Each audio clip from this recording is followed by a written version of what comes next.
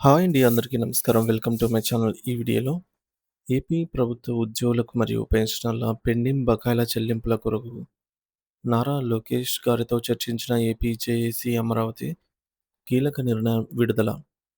దీనికి సంబంధించిన పూర్తి వివరాలు వీడియోలో తెలుసుకుందాము. వీడియో అయితే ఎక్కడే కానీ స్కిప్ చేయకుండా ఎండ్ వరకు చూసేయండి. అప్పుడు ఇన్ఫర్మేషన్ పూర్తిగా అర్థమవుతుంది. అలాగే వీడియో చూస్తున్న ప్రతి ఒక్కరు లైక్ చేయండి ఫ్రెండ్స్. ఈ వీడియోని తోటి ఉద్యోగ పెన్షన్ మిత్రులతో అయితే షేర్ చేయండి. కొత్తగా మన ఛానల్ చూస్తున్నవారు ఇంకా ఎవరైనా సబ్స్క్రైబ్ చేసుకోకపోతే వెంటనే మన ఛానల్‌ని సబ్స్క్రైబ్ చేసుకోండి. సబ్స్క్రైబ్ చేసుకోవడం వల్ల నేను చేసే ప్రతి ఒక్క వీడియో మీ వరకు రీచ్ అవుతుంది. ఇక ఆలస్యం చేయకుండా వివరాల్లోకైతే వెళ్ళిపోదాము.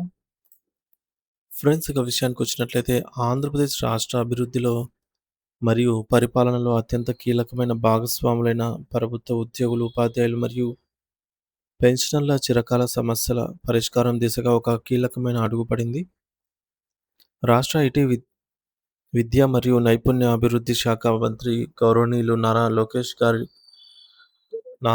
గారిని ఏపీ జేఏసీ నాయకత్వ బృందం మర్యాదపూర్వకంగా కలిసి ఉద్యోగ వర్గాల పెండింగ్ సమస్యలపై సుదీర్ఘంగా చర్చించారు.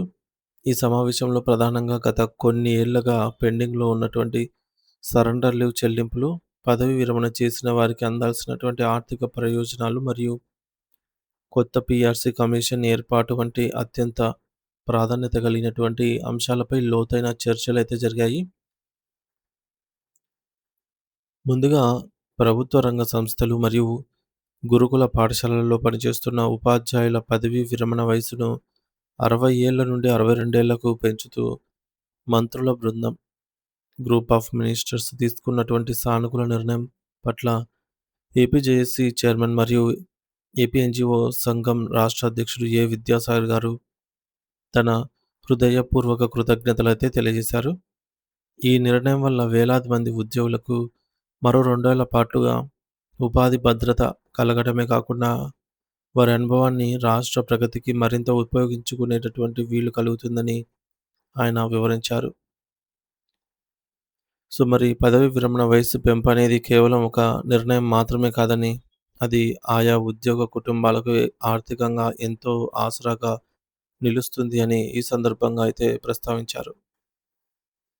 మరి మహిళా ఉద్యోగుల పట్ల ప్రభుత్వం చూపుతున్న చొరవను కూడా ఈ సమావేశంలో ప్రత్యేకంగా అభినందించారు. ముఖ్యంగా చైల్డ్ కేర్ లీవ్స్, శిశు సంరక్షణ సెలవులు వినియోగించుకోవడంలో ఉన్నటువంటి వయో పరిమితి నిబంధనను సడలించడం పట్ల మహిళా ఉద్యోగ సంఘాల నేతలు హర్షం వ్యక్తం చేశారు.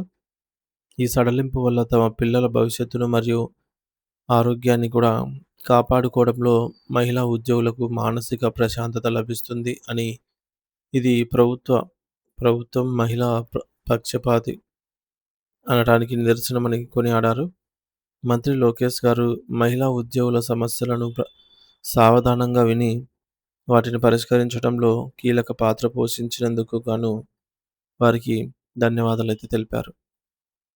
మరి అదేవిధంగా రాష్ట్రంలో పారిశ్రామిక అభివృద్ధి వేగవంతం కావడం పట్ల జేఏసీ నాయకులు సంతోషాన్ని వెల్లబుచ్చారు. ముఖ్యంగా సుమారు 1,26,000 కోట్ల రూపాయల భారీ పెట్టుబడితో రాష్ట్రానికి రానున్నటువంటి మిట్టల్ స్టీల్ కర్మాగారం ఆంధ్రప్రదేశ్ ముఖ చిత్రాన్ని మార్చేస్తుందని వారు అభిప్రాయపడ్డారు. మరి ఇటువంటి భారీ ప్రాజెక్టులను రాష్ట్రానికి తీసుకురావడంలో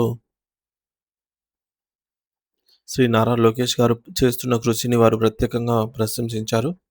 రాష్ట్రం ఆర్థికంగా బలోపేతమైతేనే ఉద్యోగుల సమస్యలు కూడా త్వరగా పరిష్కారం అవుతాయని, అందుకే పారిశ్రామిక వృద్ధిలో ప్రభుత్వం తీసుకుంటున్న ప్రతి అడుగుకు ఉద్యోగుల సహకారం ఉంటుంది అని ఈ సందర్భంగా హామీ ఇచ్చారు.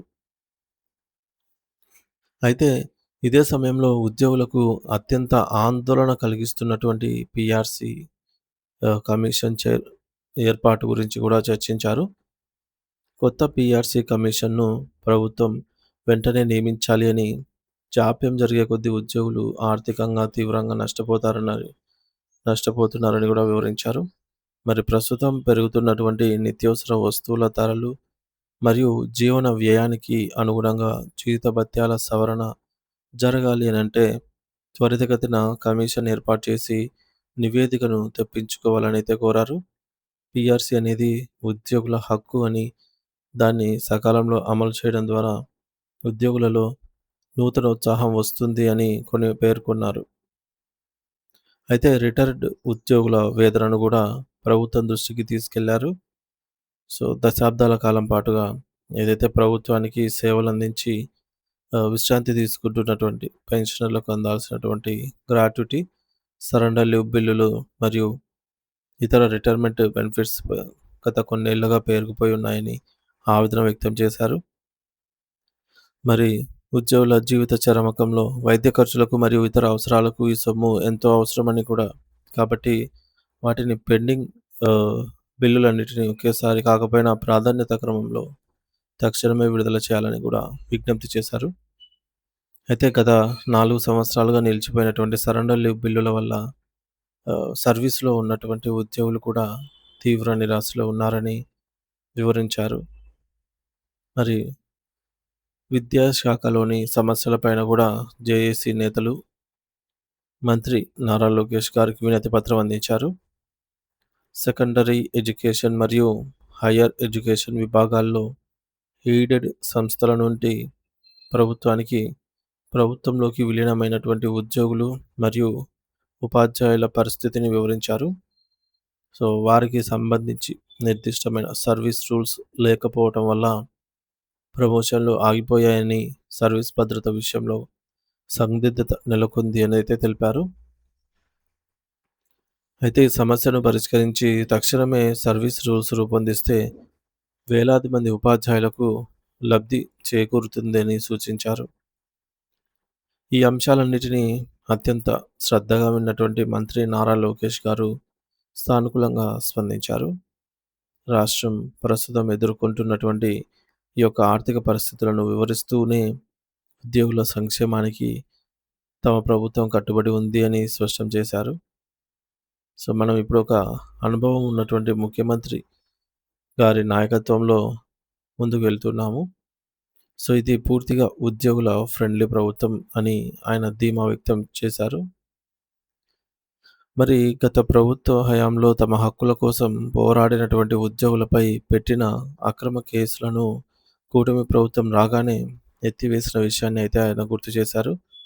ఉద్యోగులను వేధించడం తమ ఉద్దేశ్యం కాదని, వారితో కలిసి రాష్ట్ర అభివృద్ధిలో భాగస్వామ్యం పంచుకోవడమే తమ లక్ష్యమని పేర్కొన్నారు. రాష్ట్రంలోని అన్ని ప్రాంతాలు సమానంగా అభివృద్ధి చెందాలి అని, పరిశ్రమల స్థాపన ద్వారా సంపదను సృష్టించి ఆ సంపదను ప్రజలకు మరియు ఉద్యోగుల సంక్షేమానికి ఖర్చు చేస్తామని లోకేష్ గారు వివరించారు.